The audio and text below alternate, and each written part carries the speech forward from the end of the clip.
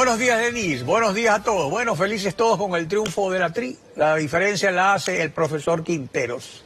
Pues tenemos el mismo personal y jugamos como los dioses. Vamos ahora a nuestros temas. El modelo económico de la Revolución Ciudadana, sustentado por la inversión estatal, se ha quedado sin oxígeno. El gobierno busca reemplazarlo con inversión privada nacional y extranjera, mediante el proyecto de ley de urgencia económica de incentivos tributarios a las asociaciones público-privadas. Está con nosotros Guillermo Lazo. Buenos días, bienvenido a Contacto Directo. Muy buenos días, Alfredo, gracias por la invitación. Creo yo que hoy cabe comenzar con una felicitación a la selección ecuatoriana de fútbol, quien ha tenido un estupendo desempeño en Argentina y ayer en la tarde en Quito. Nos está dando un ejemplo de que los ecuatorianos somos creativos, talentosos, competitivos y claro, cuando hay un buen director técnico se logran muy buenos resultados. Eso es lo que necesita Ecuador, un buen director técnico, un buen administrador que permita a cada ecuatoriano, respetando su libertad individual, desarrollar su capacidad creativa para que se haga cargo del partido de su vida por sí solo y sin el dirigismo del Estado. La crítica situación presentada se debe a factores externos, cíclicos y previsibles. Sin embargo, no es hora de inculpaciones exclusivamente, sino de aportar con soluciones inmediatas para superar la difícil situación, más allá de los cálculos electorales que son legítimos para el 2017. Guillermo Lazo ha estado y está dispuesto a brindar su aporte para soluciones inmediatas. Vea, Alfredo, usted dice no es época de inculpaciones.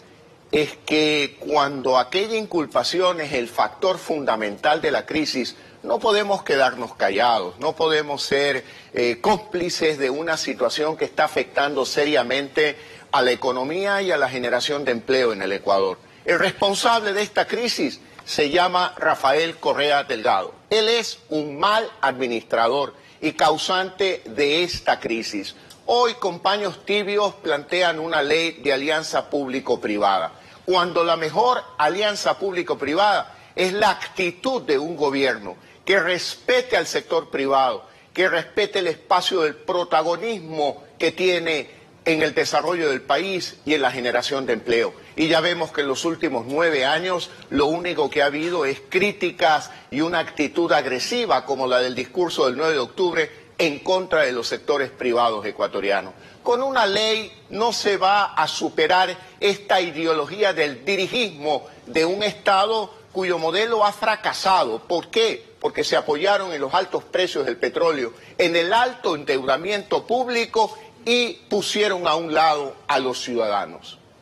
El proyecto es urgente, es decir, que busca una respuesta inmediata de los inversionistas privados. Pero tal como está estructurado el proyecto, ¿cuándo podría comenzar a fluir esa inversión para dinamizar la economía?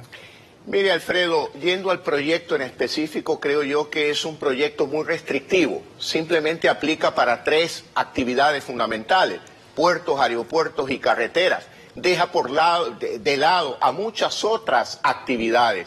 En segundo lugar, aquella comisión que va a calificar los proyectos está integrada exclusivamente por el sector público. No hay un solo integrante del sector privado. Y hablan de alianza público-privada y comienzan por poner a un lado al sector privado. Luego, esta es también una reforma tributaria encubierta, porque resucitan un impuesto a los sectores productivos de Guayaquil, con este impuesto del 2 por mil a los activos, que es un impuesto que había sido derogado en el 2014 y que hoy lo vuelven a resucitar. Por lo tanto, el bloque de asambleístas de Creo se va a abstener en la votación, salvo que hagan rectificaciones fundamentales en ese proyecto, que amplíen el campo de acción, que respeten la participación privada y que, por supuesto, no crea o eliminen este artículo que resucita el impuesto del 2 por mil a los sectores productivos de Guayaquil. Los incentivos tributarios para estas asociaciones público-privadas son generosos, pero para obtener resultados inmediatos es necesario incorporar las nuevas inversiones de los negocios en marcha, aunque sea con una categoría menor de incentivos para que este efecto inmediato sea en efecto inmediato. Claro, la ley lo que beneficia es a los nuevos proyectos y la pregunta es, ¿y todo empresario que viene trabajando 30, 40 años en el país y que en los últimos 9 años ha estado sujeto a 11 reformas tributarias que incrementan los costos de la producción?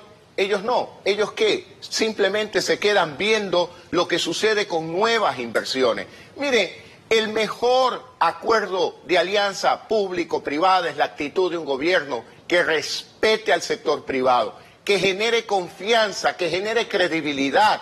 Y hoy la palabra del presidente de la República, que dicen que es sagrada, está realmente en entredicho. Porque nos dijo, por ejemplo, en enero del 2014, que no era bueno cambiar las reglas de juego por considerar indispensable una persona, y se refería a no estar de acuerdo con la reelección indefinida. Y luego en mayo se presenta ante la Asamblea y apoya el planteamiento de su bloque de un paquete de enmiendas que hoy pretenden pasarla de espaldas al pueblo ecuatoriano. Luego, en la Constitución, él hizo incluir el hecho de que esta era una democracia participativa, y luego niega el derecho de una consulta popular para que sean los dueños de la democracia, el pueblo ecuatoriano, el que decida si está o no está de acuerdo con la reelección indefinida. Por lo tanto, la palabra del presidente de la República está devaluada, y esa es una palabra fundamental para crear confianza en la economía, para que los inversionistas lleguen no solo en 3 sectores, sino en todos los sectores, en un abanico infinito de opciones, donde decida el sector privado qué quiere hacer, dónde quiere invertir, y un gobierno que lo respete, no lo que sucede hoy. Envían la ley y el 9 de octubre usted ve el discurso del presidente de la República, donde ataca injustificadamente a los empresarios y al sector privado ecuatoriano. El bloque de legisladores de Creo va a presentar sugestiones o un proyecto de modificaciones a este proyecto urgente en la sesión del Pleno que será el jueves para el primer debate. No solo en la sesión del Pleno, el asambleísta Patricio Donoso, que es miembro de la comisión donde se tramita la ley, ya ha hecho las observaciones correspondientes a las que yo me he referido el día de hoy, y sin duda alguna ya se abstuvo también en la votación dentro de la comisión y presentará algún informe de minorías que refleje este pensamiento de que es una ley que puede tener una buena intención, pero que no cumple el propósito de estimular la inversión privada, hoy que es fundamental para el Ecuador la inversión privada para generar empleo y para no permitir que este mal administrador del presidente Correa nos lleve al fondo de la crisis y tampoco al Fondo Monetario Internacional. Hablando del fondo de la crisis, mediante resolución 1352-2015-M del 1 de octubre pasado, la Junta de Regulación Monetaria y Financiera resolvió asignar un cupo al Banco Central para la compra de títulos y obligaciones del Ministerio de Finanzas. Esto implica ampliar el cupo establecido en resolución 046, artículo 7 de marzo de este año, y evidencia la necesidad urgente del gobierno para cumplir sus obligaciones. Estas resoluciones se refieren a inversiones domésticas del Banco Central dentro del programa de inversión de excedentes de liquidez, así lo dicen textualmente las resoluciones. ¿Hay excedentes de liquidez? ¿El dinero para esta compra de papeles del gobierno, de dónde lo saca el Banco Central? La falla es de origen, Alfredo. ¿Por qué?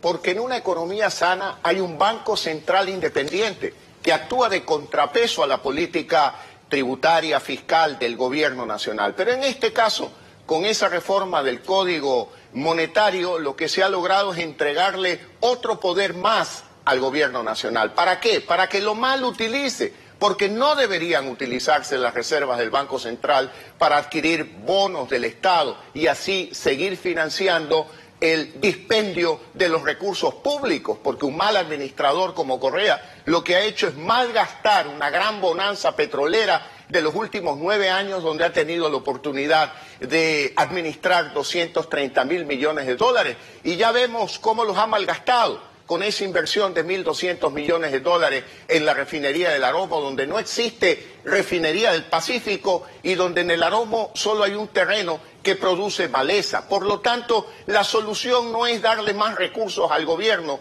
para que gaste más. La solución, como lo dije en un programa anterior, es una reestructuración integral del gobierno y sobre todo de la industria petrolera ecuatoriana, donde el presidente Correa, como mal administrador, ha logrado algo casi imposible. En el año 2007 la industria petrolera era superavitaria y proveía de más de 7.000 millones de dólares al año a la economía ecuatoriana. Y en el 2015 ahora es deficitaria y va a demandar cerca de 1.800 millones de dólares de la economía ecuatoriana para poderse sostener. Esta es una clara demostración que estamos en manos de un mal técnico, de un mal administrador, y es el momento de señalarlo. No podemos andar con las alcahueterías de decir no hay que buscar culpables, pero él es el que genera esta crisis y hay que decirlo con claridad.